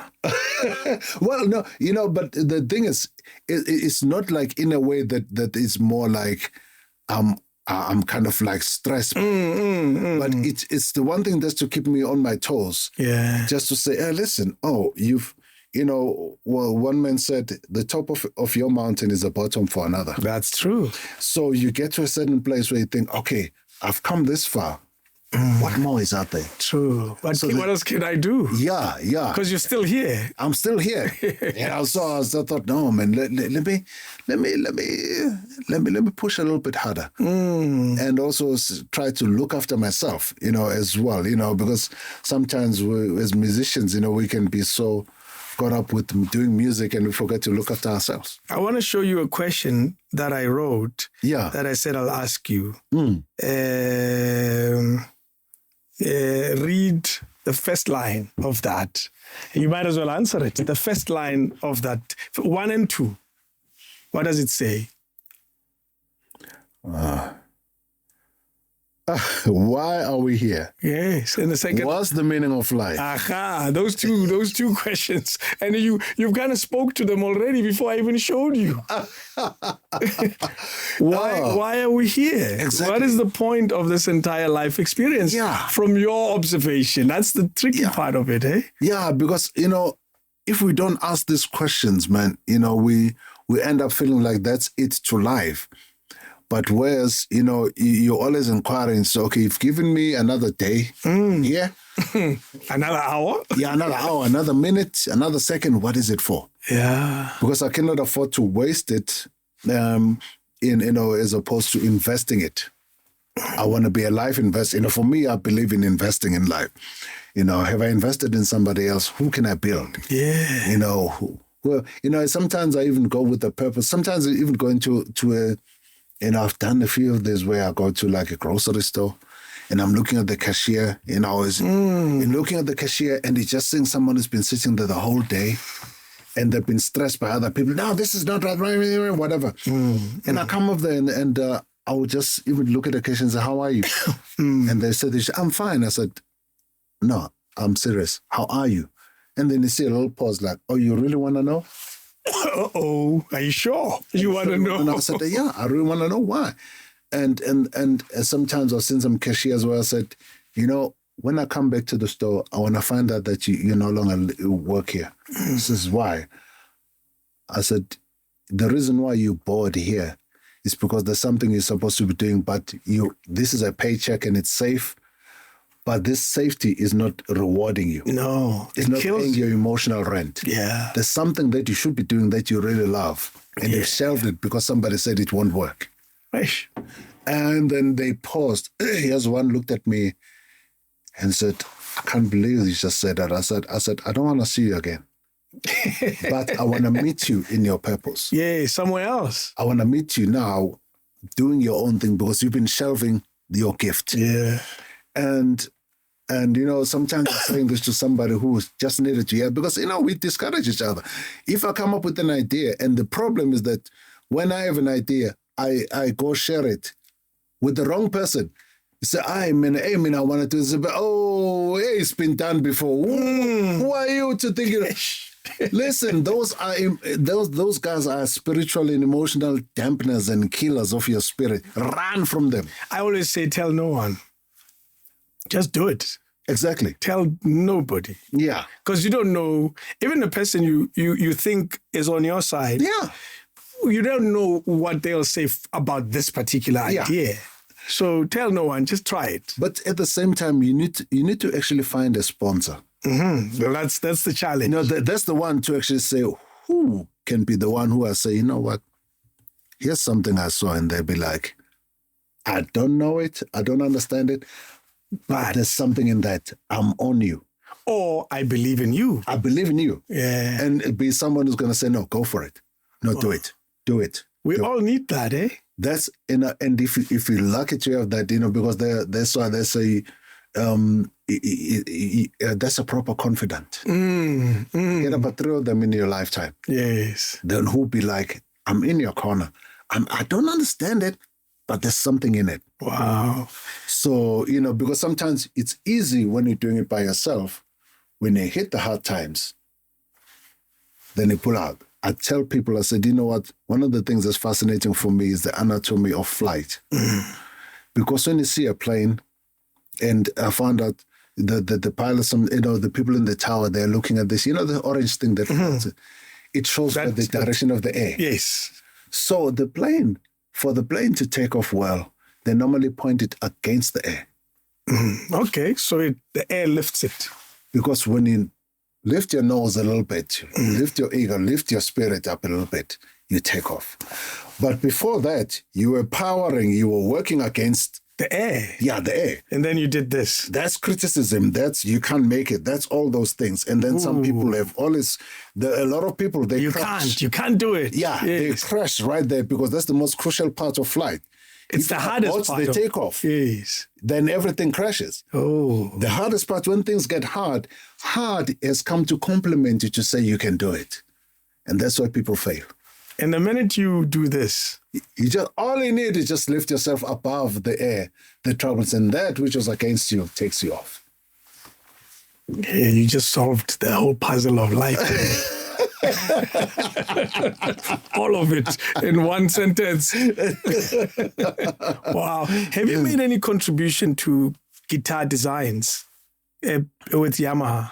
I did. Actually, I made one Yamaha. The first time they made a TRB, fretless, and with different pickups of what I wanted. Because I'd asked them, can you make me one? Because they never made that type of fretless. Wow. So they, and I was just taking a chance when I was in Japan. Because the thing about me is that I'd learned if you don't try, you'll regret your life for your whole life wondering, what if I tried? Yes. So I'd rather go and I was like, look, I'm in Japan, the home of Yamaha. I'm working with a very well-known artist. So I said, hey, listen, I want to meet the head of Yamaha. They're like, the head of Yamaha? I said, yeah, why not? I said, I have a relationship with this man. I said, when I play the bass, you see this? His name is always there. I'm advertising. Yes. So me and him, we've got a relationship. So now they said, like the third in command, the man said, okay, here's what deals with the area where you are. And so they came and they gave me a Nathan East bass, which at that time was an expensive bass. And a Nathan East design is 48,000 almost. What? For that one bass. And I looked at it, I said, oh, it's great. But I love it. But I'm advertising Nathan East, of which I've got no problem with. I'm a big fan of his, So, but how about mine? They said, okay, what is yours? Then I described it. No, it should be neck through, fretless, all those things, blah, blah, blah, blah, blah. And they said, okay. When I came back to Japan, they said, there's a box in the office there for you. I opened it. I was like, there it goes, Victor Masondo. What? Signature. I was like, That's it. That's all I want. There's a Victor Masondo bass guitar done by Yamaha. Made by Yamaha. That's crazy. So, how does that make you feel, even now talking about it? Oh, man, it's such a great compliment because I looked at it, I was like, wow, everyone has had their own signature basses, and now I can look and say, I've got mine with my name on it. And it's your design. Yeah, it's powerful. Do you like the way it sounds? I use it a lot. Wow, I use it a lot. Yeah. Yeah. I think you're a superstar, man. I do. Like, I mean, I don't know how I get this luck, I'll tell you. Hey, man, I refuse to accept that like company attracts each other. I guess, eh? Yeah, because, we're both contributors in this space. So that's why, yeah. I don't know. When the inquiry came through, it's like, never, no way. That's a lie. It can't be true. I'll tell you something, actually, because I was already in Cape Town and I was thinking, there's something else I got invited for. I said, no. This one, I need to come and do this one I'll fly over here. That makes no sense. I was like, no. For this one, no. I'm going to have to do this one. I'm going to do this one. Yeah. Thank you so much. And I truly, truly appreciate it. You fall in that group of very special people for me, I'll tell you. And lately, I'm doing a lot of musicians. There's this thing. Yeah. Almost like it's a season for me, Yeah. Abo Mamo Abigail, Abo Makatini, you know what I mean? So I'm thinking, what's going on? Oh, well, then welcome home. Hey. Where you've always belonged. I guess. Why do you live in Cape Town? What led to that? You're a Devon boy. You lived in Joburg at some point. Hey, man, you wouldn't convince me to go and live in Cape Town before. I've loved Cape Town. Cape Town, beautiful, all those things, but I've not loved the people in Cape Town. Okay. I found out that I was like, man, Cape Town, some people just rub me the wrong way here. And so here comes the family. It's actually the couple and they're pastors, right? Pastor Neville McDonald and his wife.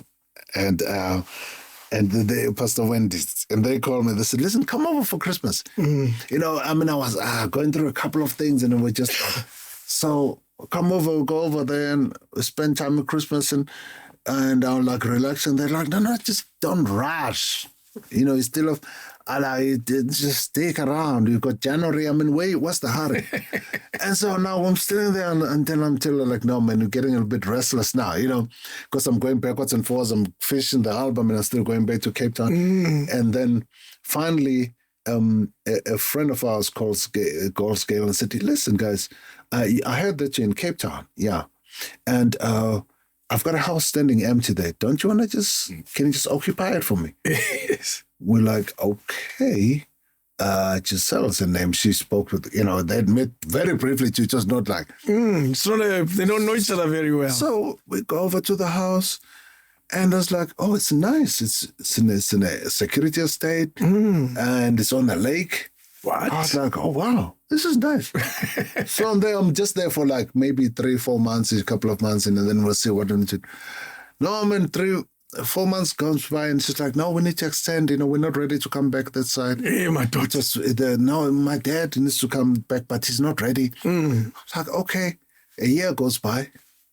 But before everything, COVID hits. Oh. I could not go back anyway. Okay. So then we ended up staying. So this house just came at the right time. Yes. So then we stayed and I'm like finding out, I'm walking around, the same people who used to annoy me are the same people who are now like, all over me. I'm like, the people that would annoy me, everything is just, I'm like, what's going on here? And different air I was breathing. I was feeling much better. But so the long and short, ended up in Cape Town without planning to be in Cape Town. Wow, look at that. But, loving it, but still the work is in Joburg.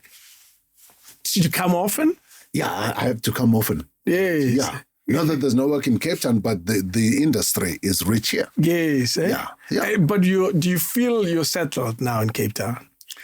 I feel like, I do not have that settledness as much as I'm enjoying being there. Okay. And nutrition in Cape Town is different. Okay. The lifestyle in Cape Town is much different. You can really be, you can enjoy a good lifestyle there. And certain things, there are pockets where things are, here you go and find trouble. Here you're going to be all right. There's no middle ground, Yeah. So exactly. But, and I find that there's more nutrition. Everybody in Cape Town measures on good nutrition. Wow, okay. So that's one of the things I've been trying to do most of the times. Like, listen, I need to start eating better. I need to change my habit. I need to, so... And also, my wife is happy there. She's like comfortable there. So I'm now like, I never thought I could be this comfortable in Cape Town, but look at you. It's comfortable, yeah. And I'm close to the beach. I remember my family, they came and they said, and I was like, I don't know what I'm doing in Cape Town. They said, but don't you remember? You're the one who said one day you want to ride a horse along the white sands. That was like in the 80s. Look at you. Oh, my goodness. And exactly the white sands that I wanted to be close to. That's Nordic beach. It's like 5 minutes away from me. You even forgot that line. I even forgot. They reminded me. So I was like, oh, okay, well, maybe I've been calling on this. Incredible, eh? They say what you resist persists. Exactly. So you deny it long enough, it becomes a part of your life. Yeah. Look at you now. A person who resisted living in Cape Town is a Cape Townian, eh? Hey, I cannot believe it.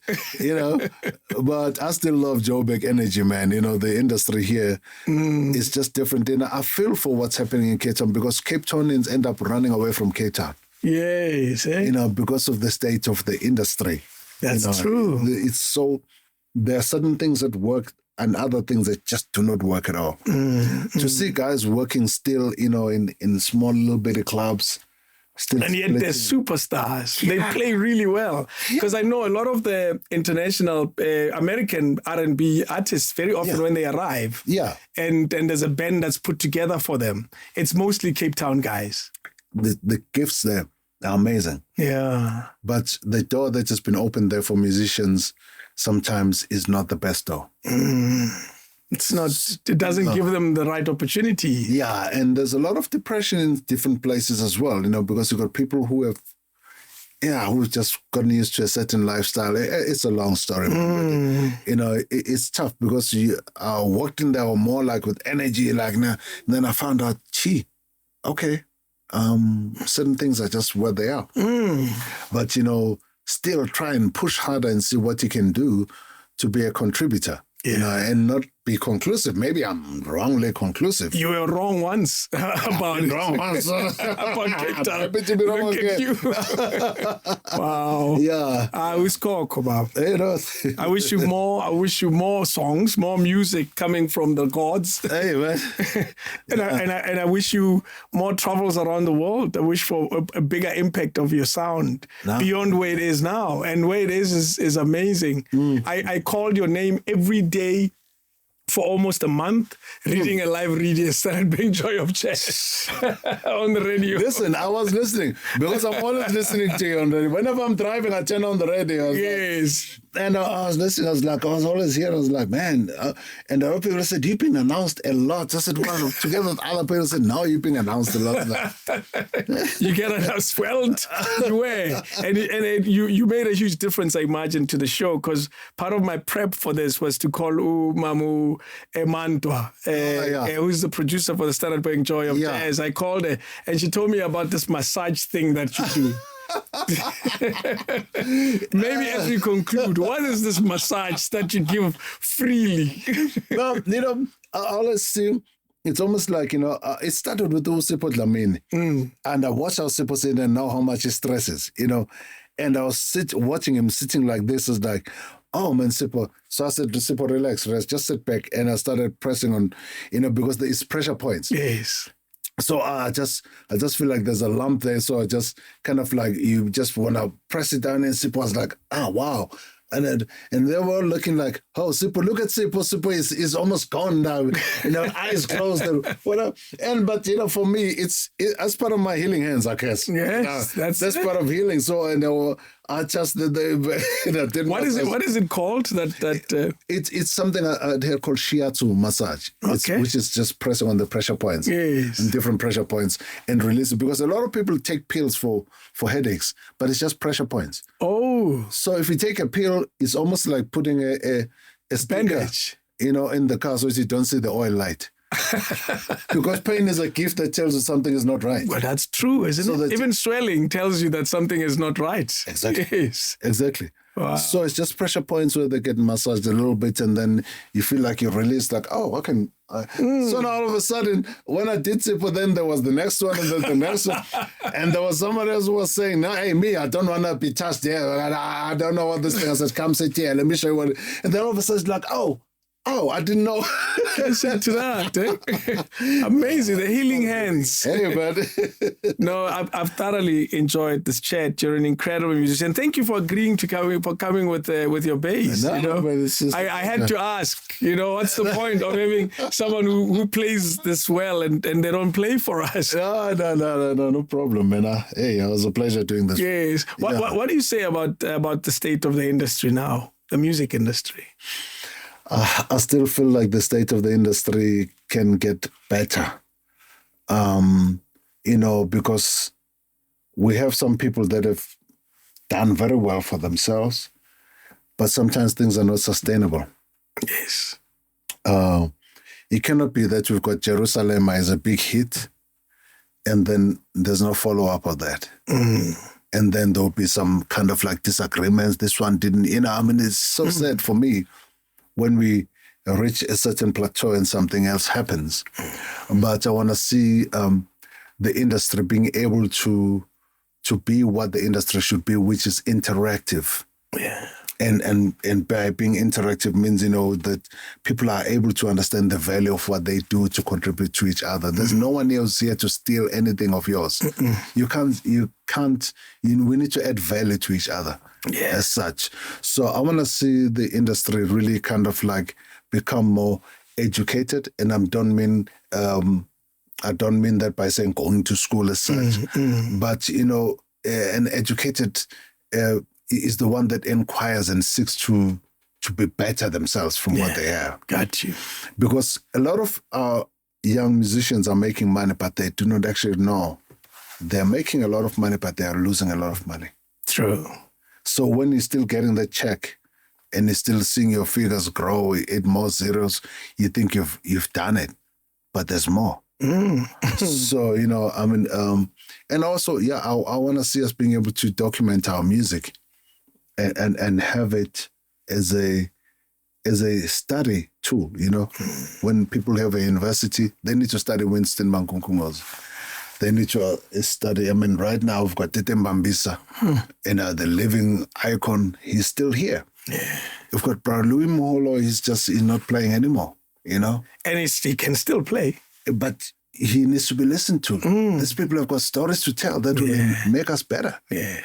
So, I want to see the industry become a little bit less fragmented. It is because right now, even our young people, all they think about when they think about music, they think, oh, I want to put beats together and I'm going to do on my piano.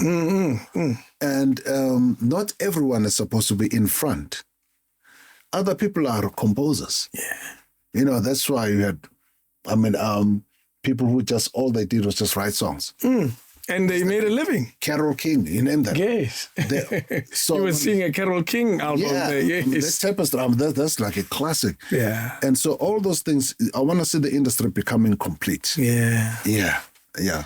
I destroyed a music studio.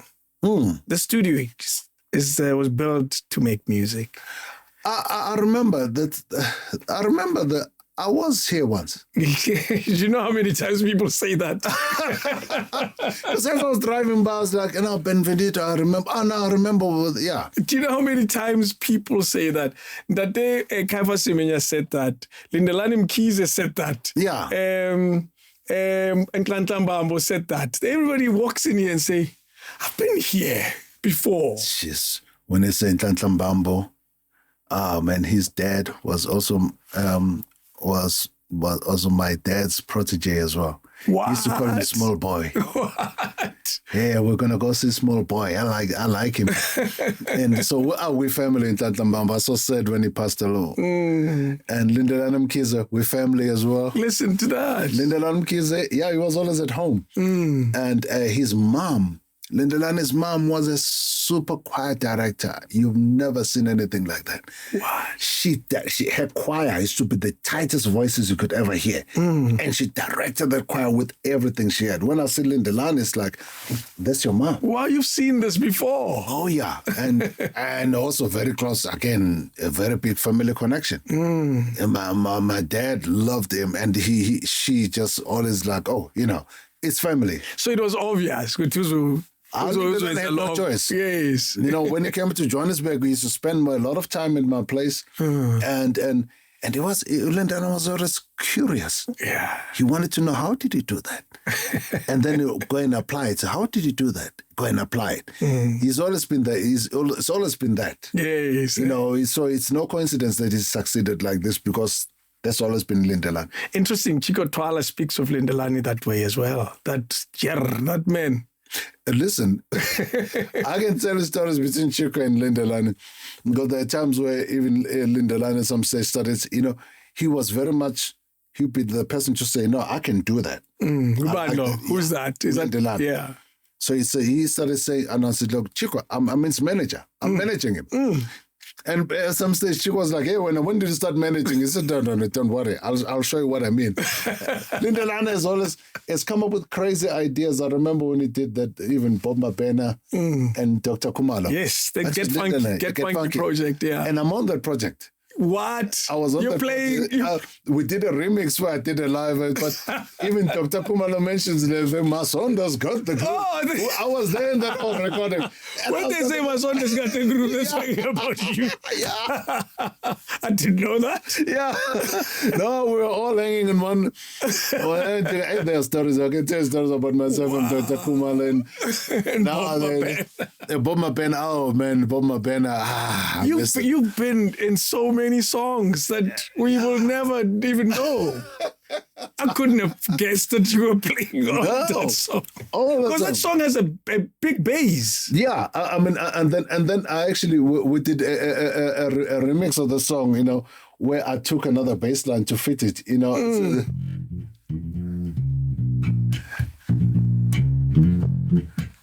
I recognize that. And which is Get Funky. We did a remix, so I said, no, remove that bass now. Let me do the live bass. The new one, yes. Yeah, we did that. The remix, I haven't hit the remix. We played a lot, but I was right there in the studio and I was watching Duma Silela create the melodies, because Duma Silela at the time was an engineer. And he was one of the great engineers. And I used to actually I was starting to write jingles. And I used to get Mdu to be the engineer for that. But I saw Mdu evolve with Kwaito. That's why you were in the studio when this guy was... Mdu has been the godfather of Kwaito. I called him that, and then he ended up saying, hey, I'm going to call myself godfather. But, just to watch the music evolve, I've been so fortunate to be at the right place at the right time with the right people, man. It's actually incredible. I wouldn't have known. No, so that's the diversity. For me, I didn't want to be stuck in, this is all he can do. Wherever there was music, I wanted to be there. Interesting. I was told about your jingles. Yeah. Which one is there one that we know? There's one. Well, one that was quite a popular one is one I did. President Mandela saying, today I woke up in a place that said to me, I am free. That music is all my music. Oh, really? Yeah, I did a lot of that music. Jeez. And before that, also, when the industry kicked me out, I went to do jingles voiceovers.